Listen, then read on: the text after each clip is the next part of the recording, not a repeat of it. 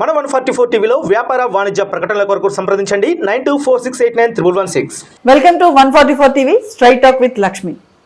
ఈ రోజు మనం మాతృభాష యొక్క గొప్పతనము, మాతృభాష ఎంత వాల్యూ అనేది ప్రతి ఒక్కరికి కూడా తెలుసుకోవాల్సిన విషయం ఇది. ఎందుకంటే స్కూల్స్లో కానీ కాలేజ్లో కానీ ఎక్కడ చూసినా కూడా మన మాతృభాష విలువ తగ్గిందనే చెప్పుకోవాలి.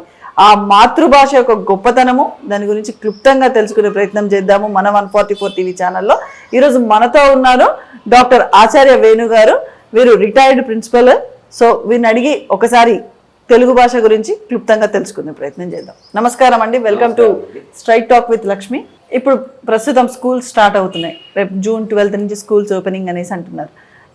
ఈ స్కూల్ ఓపెనింగ్ పిల్లలకి ఇప్పుడు తెలుగు మాట్లాడట్లేదు. జనరల్ ఆడుకునేటప్పుడు కానీ వాళ్ళ ఇంట్లో కానీ స్కూల్ బడిలో కానీ ఎక్కడైనా కూడా ఎక్కువ ప్రాధాన్యత ఇంగ్లీష్ లేదా హిందీకి ప్రాధాన్యత ఇస్తున్నారు.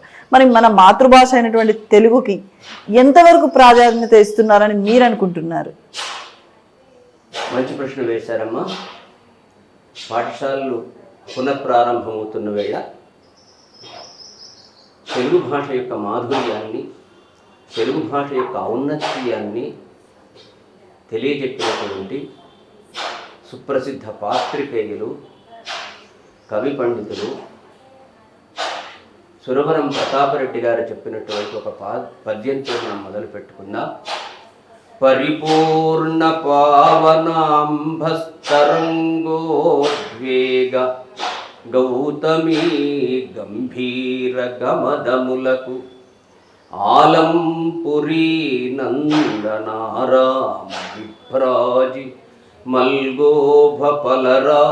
మధుర రుచికి ఆంధ్రకుమారీ సమాయుక్త పరిభూత తుంగాపయస్సు మాధుర్యమునకు ఖండ చక్కర జాతి ఖర్జూర గోక్షీర ద్రాక్షాదియుత రామరసమునకును అమృత నిశ్యంది వల్లకీ హ్లాదమునకు రాగిణీ దివ్య సమ్మోహరాగములకు తేన తేటల నవకంపు సోనలకును సాటియగును తెలుగు భాషామ తల్లి. ఇంత మధురమైనటువంటి తెలుగు తల్లికి నమస్కరిస్తూ ఏముంది ఇందులో పద్యం? అయ్యా మీరు పద్యం చెప్పారు కానీ అందులో ఏముందో మాకు తెలియడం లేదు. పరిపూర్ణ పావనాంబస్తరంగోద్వేగ గౌతమీ గంభీర మాధుర్యమునకు. మనకు జీవనాలు ఉన్నాయి తెలుగునాట. గోదావరి, కృష్ణ, పెన్న, తుంగభద్ర ఇలాంటి జీవనదులు కలిగినటువంటి నేల మన తెలుగు నేల. ఈ తెలుగు నేలలో గోదావరి నీళ్లు ఎంత కమ్మగా ఉంటాయో అంత కమ్మగా ఉంటాయి. ఎంత వేగంగా గోదావరి నది ప్రవహిస్తుందో మన తెలుగు భాష కూడా అంత వేగంగా ప్రవహిస్తుంది అని. మరి వేసవికాలం కదమ్మా, ఇవాళ వేసవికాలం అనగానే మంచి మామిడి పళ్ళు వస్తాయి. మంచి మామిడి పళ్ళు. ఈ మామిడి పళ్ళలో కూడా బంగనపల్లి ఇవన్నీ రకరకాలు అంటున్నాం. మల్గోబా అనే ఒక మామిడి పండు ఉంటుందట. మరి ఇప్పుడు ఉందో లేదో తెలియదు కానీ అది కూడా మన ఆలంపురం ఉందా, మహబూబ్ నగర్ జిల్లా, ఇప్పుడు జోగులాంబ జిల్లా అంటున్నాం ఆలంపురం. ఆ ఆలంపురి పరిసర ప్రాంతాలలో ఉన్న మామిడి తోటలలో మల్గోబా అనే మామిడి పండు దొరుకుతుంది. ఆ మల్గోబ మామిడి పండు ఎంత తీయగా ఉంటుందో, ఎంత కమ్మగా ఉంటుందో మన తెలుగు భాష అంత తీయగా ఉంటుంది, అంత కమ్మగా ఉంటుంది. ఆంధ్ర కుమారీ సమాయుక్త పరిపూత తుంగా పయస్సు మాధుర్యమునకు. తుంగ అంటే తుంగభద్ర నది. తుంగభద్ర నది నీళ్లు తీయగా ఉంటాయట. ఆ తీయదనం కమ్మదనానికి సురవరం వారు తుంగభద్ర నదిని చెప్పారు. ఇంకా ఖండ శర్కర గోక్షీర ద్రాక్షాదియుత రామరసమునకును. ఒక 70-80 ఏళ్ల క్రితం అనుకుందాం, మన అమ్మమ్మలు నానమ్మల కాలంలో రామరసం అని చేసేవాళ్ళు. రామరసములో ఏమిటి అంటే ఖండ శర్కర, ఇవాళ మిశ్రీ పట్టుక బెల్లం, ఖండ శర్కర, మంచి మేలు రకమైన ద్రాక్ష పళ్ళు, ఆవు పాలు, ఇవన్నీ మామిడి పళ్ళ రసం, ఇవన్నీ కలిపి చేసినటువంటి రసాన్ని రామరసం అనేవాడు. ఆ రామరసం ఎంత తీయగా ఉంటుందో నా భాష, మన భాష, తెలుగు భాష అంత మధురంగా ఉంటుంది. ఖండ చక్కెర జాతి కర్పూర గోక్షీర ద్రాక్షాదియుత రామరసమునకును అమృత నిశ్యంది వల్లకి హ్లాదమునకు. వల్లకి అంటే తీగ, వీణకు తీగలుంటాయి కదమ్మా. సంగీత పరికరాలలో వీణకు ఒక ప్రత్యేక స్థానం ఉంది. వీణకున్న ప్రత్యేకం ఏమిటి అంటే శృతి చేసిన వీణ, ఇక్కడ శృతి చేసి పెట్టాము, అక్కడ శృతి చేసిన వీణ వాయిస్తూ ఉంటే ఆ శబ్దం ఇందులోకి వస్తుంది. అంటే మనం మాట్లాడేటప్పుడు మన భాష యొక్క సౌందర్యం అంతగా ఉంటుంది. అమృత నిశ్యంది వల్లకి హ్లాదమునకు రాగిణీ దివ్య సమ్మోహ రాగములకు. మన భాష సంగీతానికి ఒదిగే భాష. మన భాషను అజంత భాష అంటారు. మనం మాట్లాడుతూ ఉంటే వినేవాడికి ఒక సంగీతంలాగా అనిపిస్తుందట. అంటే మన భాష ఎందుకు అట్లా అంటే అజంత భాష. మన భాష మాధుర్యాన్ని గూర్చి, ఇవాళ ఇంగ్లీష్ మీడియం కదమ్మా, Charles Philip Brown, CP Brown అంటున్నాం. ఆయన ఏమన్నాడంటే మన భాషను గురించి ఇటాలియన్ ఆఫ్ ది ఈస్ట్ అన్నాడు. ఇటలీ భాష ఎంత అందంగా ఉంటుందో మన తెలుగు భాష అంత అందంగా ఉంటుంది అని మన భాషను గురించి మనం మెచ్చుకోవడం కాదు, పరదేశస్థుడు ఆయన చేయబట్టి ఇవాళ ప్రాచీనమైన తెలుగు కావ్యాలు మనకు దొరుకుతున్నాయి.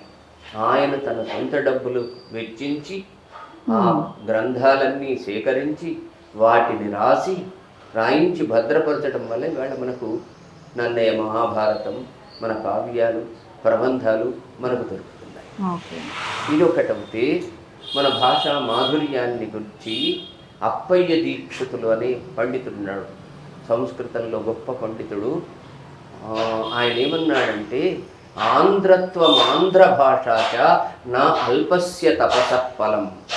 ఆంధ్ర భాషలో మాట్లాడడం, ఆంధ్ర అంటే తెలుగే, ఆంధ్ర భాషలో మాట్లాడడం, ఆంధ్ర భూమిలో పుట్టడం ఎంతో తపస్సు చేసుకుంటే లభిస్తుంది అని అప్పయదీక్షితులు.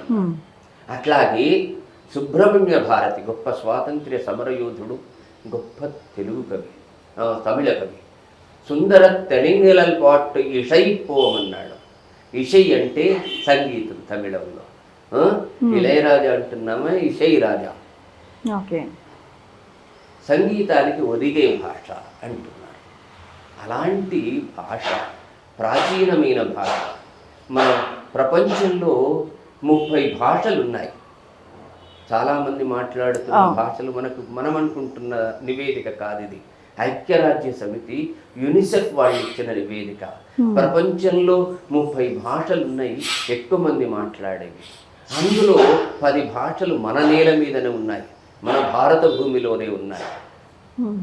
భారత భూముల్లో ఎక్కువ మంది మాట్లాడుతున్న భారతీయ భాషలు ఉన్నాయి. మన భారతీయ భాషలలో సంఖ్యాపరంగా చూస్తే హిందీని మొదటి భాష అంటున్నాం. చాలామంది హిందీ మాట్లాడుతున్నారు.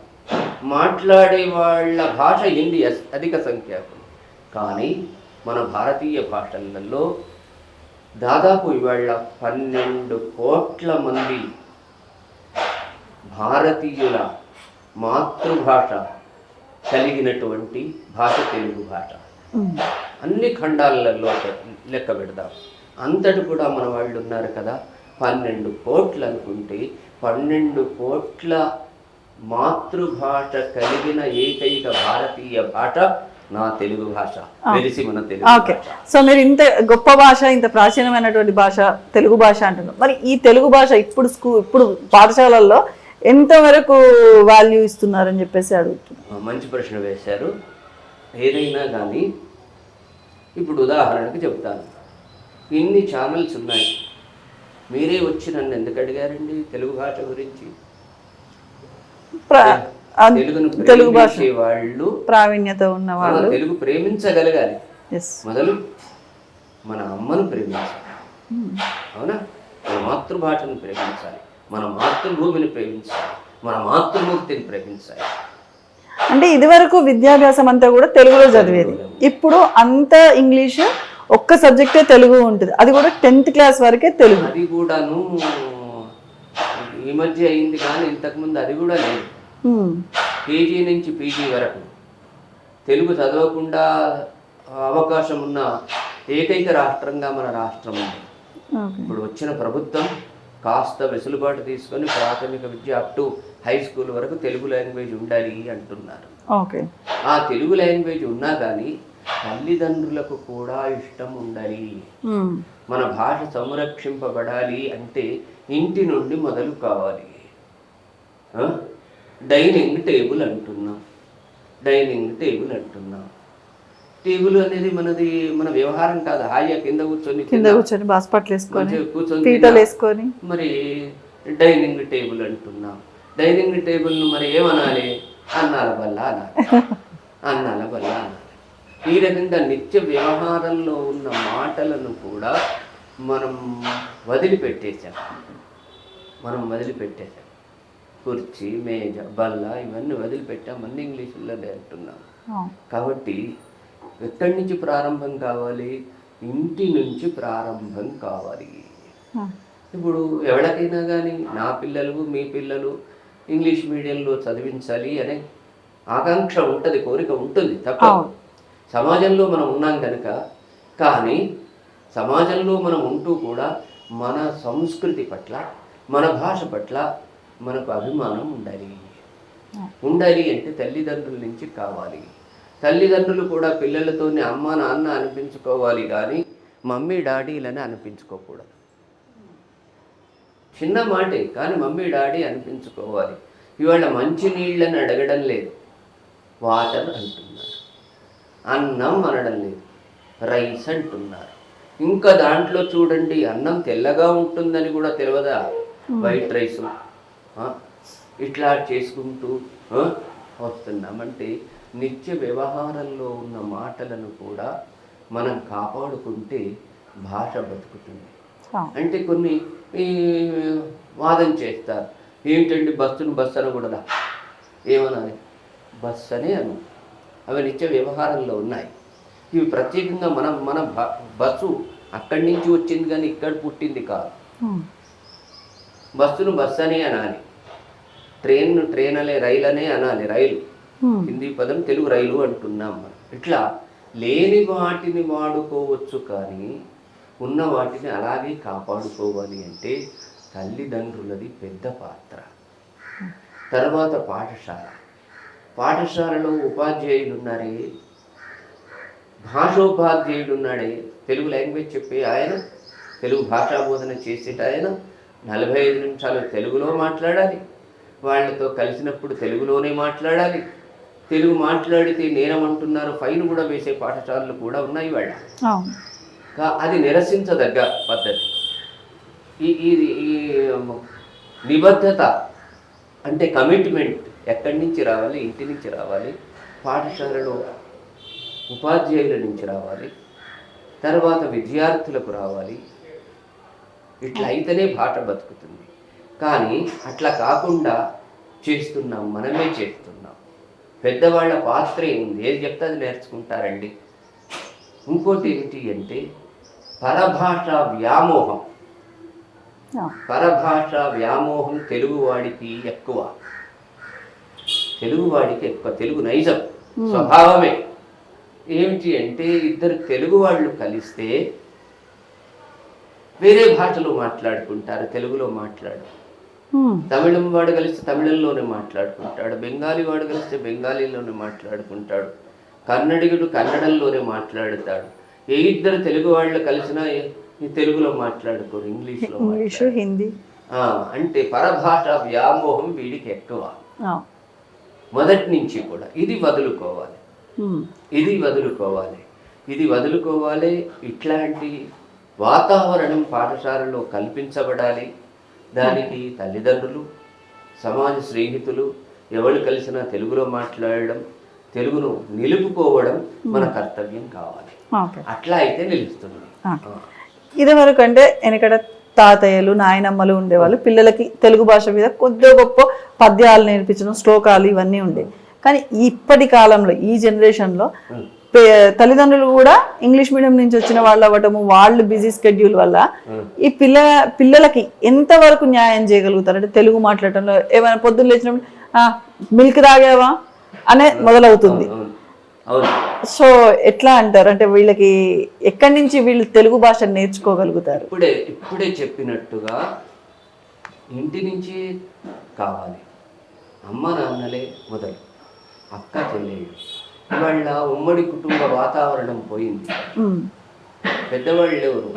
మనమిద్దరం మనకిద్దరు. ఈ చిన్న కుటుంబాలలో ఉంటూ ఇద్దరు ఉద్యోగాలు చేయకపోతే నడవడల్లే. కాబట్టి ఆ వాతావరణము ఎప్పుడో రాత్రి వాళ్ళు నలుగురు కలుస్తున్నారు, కానీ ఆ కలిసినప్పుడైనా తెలుగులో మాట్లాడుకుంటూ అందరూ మంచిగా అన్నాల బల్ల మీద కూర్చొని సరదాగా కబుర్లు చెబుతూ తెలుగులో వెధవ టీవీని కట్టిపెట్టి తెలుగులో మాట్లాడుకుంటూ ఉంటే తెలుగు నిలబడుతుంది. మొదలు ఇల్లు, తర్వాత సమాజం. ఇవాళ 4 మాటలు వస్తే అయిపోయాయి. వాడికి ఇంగ్లీషు ఫ్లూయెంట్గా మాట్లాడుతున్నాడా లేదు, తెలుగు మాట్లాడుతున్నాడా లేదు. వాడికి 4 పదాలు వస్తే చాలండి, ఇంటి నుంచి మొదలుపెట్టి మొత్తం భాగ్యనగరం అంతా తిరిగి వస్తాడు. మమ్మీ, డాడీ, అంకుల్, ఆంటీ, ఈ 4 పదాలు వస్తే అయిపోయాయి. ఇంట్లో మమ్మీ, డాడీ, ఇక రోడ్డు మీదకి వస్తే ఆంటీ, అంకుల్, డ్రైవర్ అంకుల్, ఈ 4 మాటలే నడుస్తున్నాయి. ఏ భాష సరిగ్గా రాకుండా ఉన్న తరుణంలో మనం ఉన్నాం. కాబట్టి పాఠశాలలు పునఃప్రారంభమవుతున్న వేళ తెలుగును ప్రేమించే వాళ్ళు పెరగాలి అంటే అక్కడ ఉపాధ్యాయులకు ఉండాలి. ముఖ్యంగా ప్రధానోపాధ్యాయుడి బాధ్యత ఉంటుంది. అలాగే తెలుగు భాష బోధించే అధ్యాపకులు కానీ ఉపాధ్యాయులు కానీ వాళ్ళ బాధ్యత కూడా ఉంటుంది. ఇలా చేస్తే తెలుగు నిలబడుతుంది. తెలుగును ప్రేమించే గుణం ఉండాలి. ఇవాళ ప్రాచీనమైన భాష మనది, 2000 సంవత్సరాల నుంచి ఉన్న భాష మనది. యుఎస్ఎఫ్ వాళ్ళు, ఐక్యరాజ్య సమితి ఏమిచ్చింది ఈ నివేదిక అంటే, ప్రతి సంవత్సరం కూడా 0.5% తెలుగుకు దూరం అవుతున్నారు. తెలుగు ఉంటుంది, ఉండకుండా ఎక్కడ పోదు, కానీ వ్యాప్తిలో ఉండాలి. అంటే ఏ భాష అయినా వాడుకలో ఉండాలి, మాట్లాడుకుంటూ ఉండాలి, వ్యవహారంలో ఉండాలి. ఆ గుణం తెలుగు వాళ్ళలో పెరగాలి. తెలుగు వాళ్ళలో పెరిగినప్పుడు తెలుగు భాష ఉంటుంది, మాతృభాష ఉంటుంది. ఇప్పుడు స్కూల్స్లలో 10th వరకు తెలుగు సబ్జెక్ట్ ఉంటుంది. ఆఫ్టర్ 10th అంటే +1 కానీ +2 కానీ 11th క్లాస్ 12th క్లాస్ వచ్చే లోపల తెలుగు అయిపోతుంది. ఇంకా అక్కడ అసలు రాదు అసలు తెలుగు. ఇంకా ఇంజనీరింగ్ కానీ డిగ్రీ కానీ వెళ్ళారంటే పూర్తిగా తెలుగును మర్చిపోయినట్టే. ఆ తర్వాత వీళ్ళని ఎప్పుడైనా తెలుగు రాయమన్నా కూడా కనీసం ఆ నుంచి బండిరా వరకు ఫేర్గా రాయలేదు. అటువంటి పరిస్థితులు చూస్తున్నాం ఇప్పుడు. అయితే ఎక్కడి వరకు ఉండాలి అంటే, అవసరం ఉన్నంత వరకే మనం ఆ భాషను వినియోగించుకోగలగాలి. అవసరం లేదనుకోని నిత్య వ్యవహారంలో దానితో అవసరం లేదు, దీన్ని వాడుకోవచ్చు. ఒక ఆయన అడిగాడట, ఒక జపాన్ కంప్యూటర్ సైంటిస్ట్ని అడిగాడట, మీరు ఏది తయారు చేసినా కానీ జపానే కదా, జపాన్ మేడ్ అంటే ఒక బ్రాండ్ ఉంది కదా దానికి, మరి మీరు తయారు చేసే దాని వస్తువు గురించి కానీ ఒక యంత్రం గురించి కానీ తయారు చేసినప్పుడు దానికి సంబంధించిన విషయాలు మనం దాన్ని లిటరేచర్ అంటున్నాం. దానికి సంబంధించిన విషయాలు మీరు ఇంగ్లీష్లో పెట్టారు కదండి అని అడిగారు. అడిగితే మాకంత తెలివి లేదనుకున్నావా, మొదలు మా మాతృభాషలో పెట్టిన తర్వాతనే ఇంగ్లీష్లోకి పోతుంది. అంటే ప్రేమించే గుణం కావాలి, ప్రేమించే గుణం కావాలి. ఏ కోర్స్ అయినా చదవని, ఏ నేలైనా ఉండని, ఎక్కడైనా ఉండని. ఇవాళ అతిశయోక్తి కాదు, మన తెలుగు భాష బతుకుతుంది అంటే ఇక్కడ కాదు, అమెరికాలో ఉన్న తెలుగు వాళ్ళ ఎన్ఆర్ఐల వల్ల బతుకుతుంది. అక్కడ వాళ్ళు పండుగలు కానీ తెలుగు భాష కానీ మన బడి అని పెట్టి చాలా బాగా నడుపుకుంటున్నారు. అంటే ఆ ప్రేమించే గుణం మనలో ఉండాలి. మొదటిది తల్లిదండ్రి, రెండవది సోదరులు, ఉమ్మడి కుటుంబం అయితే వీళ్ళు, 3 పాఠశాల, 4 స్నేహితులు, 5 సమాజం. ఈ రకంగా ఉంటే తెలుగు వెలుగుతుంది. లేకపోతే తెలుగు కనుమరుగవుతుంది. మరి కనుమరుగయ్యేలా చేసుకుందామా, వెలిగేలాగా చేసుకుందామా, అది మీ చేతిలో ఉంది, నా చేతిలో ఉంది, మనందరి చేతుల్లో ఉంది. ఇంత తెలుగు గురించి చెప్తున్నారు కదా, అసలు మీరు తెలుగు ఎలా నేర్చుకున్నారు? మీ సొంత ఊరు ఎక్కడ, ఏంటి, కొన్ని విషయాలు మా కోసం. నేను పుట్టింది కరీంనగర్ జిల్లా బెజ్జంకి అనే గ్రామం. ఓకే. అక్కడ ఏమిటి అంటే 1952 నుంచి మా గ్రామంలో హై స్కూల్ ఉంది, ఉన్నత పాఠశాల ఉంది. అప్పుడంతా తెలుగు మీడియమే కదా, తెలుగులోనే విద్యాభ్యాసం జరిగేది, అందరం తెలుగులోనే మాట్లాడుకోవాలి. ఇంకొకటి ఏమిటి అంటే ఇంత తెలుగు మీద అభిమానం కలగడానికి ఇంట్లో వాతావరణం. నాన్నగారు కూడా తెలుగు పండితుడు, గ్రేడ్ 1 తెలుగు పండితుడు ఉంది, రిటైర్ అయినాడు. ఆ రకంగా తెలుగు మీద అభిమానం ఉపాధ్యాయులు కలిగించారు. మేము 8, 9వ తరగతి చదువుకునేటప్పుడే పద్యాలు రాసేవాళ్ళం, రాయించేవాళ్ళు. అప్పుడు వాళ్ళు ప్రేమించారు. మనం ఈ పుస్తకం చదువని, ఇవాళ టెక్స్ట్ బుక్ చదవడమే కష్టం. వాళ్ళ బుక్ కల్చర్ పోయిందంతా. ఇవాళ వచ్చింది అంటే లుక్ కల్చర్, చదివే నాగరికత పోయింది, చూచే నాగరికత వచ్చింది. పుస్తకం చదివితే ఏమిటి అంటే జ్ఞాపకం చాలా రోజులు ఉంటుంది, చూసింది తొందరగా మర్చిపోతాం. మీరు చూడండి, ఒక పుస్తకం తీసుకొని చదవండి, లేదా ఒక చూడండి, చూసిన దానికంటే చదివింది ఎక్కువ జ్ఞాపకం ఉంటుంది. కాబట్టి మేము ఆ వాతావరణంలో పెరిగాం కనుక, చిన్నప్పటి నుంచి తెలుగు అంటే అభిమానం కనుక, డిగ్రీలో కూడా తెలుగు ఆప్షనల్ తీసుకొని వచ్చాం కనుక మా మీద ప్రభావం చూపించిన వాళ్ళు ఆ పరిసర ప్రాంతాల్లో ఉన్న కవులు, పండితులు. ఆచార్య శ్రీనారాయణ రెడ్డి గారు, శ్రీనారాయణ రెడ్డి గారికి నేను 10వ తరగతి విద్యార్థిగా ఉన్నప్పుడు ఒక ఉత్తరం రాశా. అది కవితాత్మకంగా రాశా. అది చూసి మురుచు గేయ కవి చక్రవర్తి ఇట్లా మొదలుపెట్టి, మా యువకు తెలిసింది మీ కలగీతికా దీపం, ఇక మాకు తెలియవలసింది మీ లలిత కళారూపం అన్న. ఆయన రూపం ఫోటో అయితే చూస్తాం. మన చిన్నప్పుడంతా రేడియోనే కదా, రేడియోలో పెడితే పాటలు వచ్చేవి కదా, పాటల రచన ఫలానా వాళ్ళని నారాయణ చెప్పేవాడు. ఆ రకంగా తెలిసింది. అయితే ఆయన రాస్తాడు, రాయడు, అంత పెద్ద మనిషి, బిజీగా ఉండేవాడు. ఎవడో పిల్లవాడు రాస్తే పట్టించుకోవాల్సిన అవసరం లేదు. కానీ ఆ తరం అట్లా లేదు. ఆయన పట్టించుకోడు, ఉత్తరం రాసి ఫోటో మీద సిగ్నేచర్ చేసి సంతకం పెట్టి నాకు ఇచ్చాడు, పంపించాడు.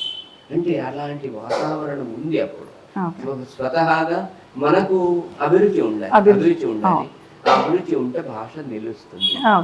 భాష ఇంకా దీని మాధుర్యం పెరగాలంటే మన చుట్టూ ఉన్న వాతావరణం కూడా కావాలి.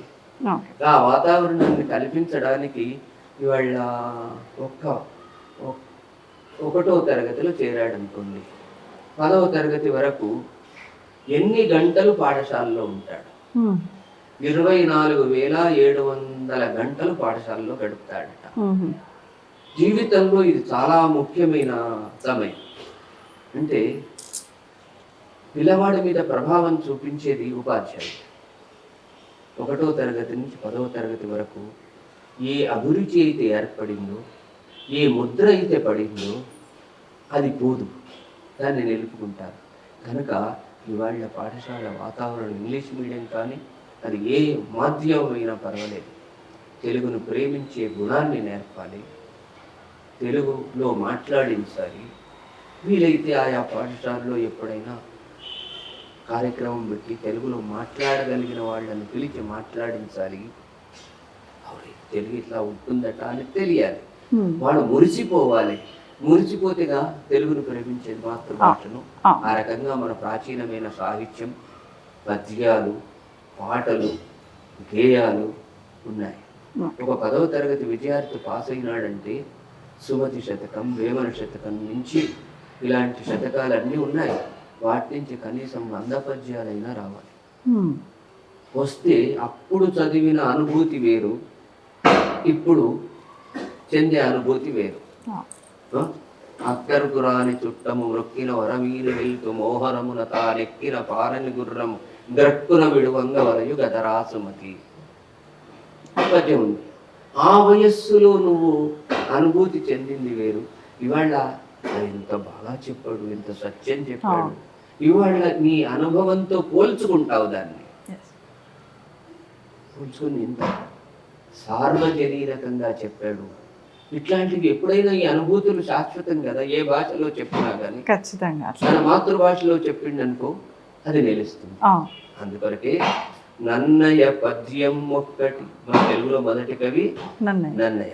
నన్నయ పద్యం ఒక్కటి నాల్క మీద ఉన్న చాలు, నన్నయ పద్యం ఒక్కటి నాల్క మీదనున్న చాలు, అన్ని విద్యలుకేసారి ఆకళించినట్లవును, తిక్కన పద్యం ఒక్కటి తీయగ చదివిన చాలును, తెలుగు జాతి నుడికారం తెలుసుకున్న ఎట్లగును, పోతన పద్యం ఒక్కటి ప్రీతిగా చదివిన చాలును, అమృతమునే రుచి చూచిన ఆనందం కలుగును, త్యాగరాజ కీర్తనలో తాదాత్మ్యం చెందితే సంగీతం హృదయంలో జడివానై కురియును.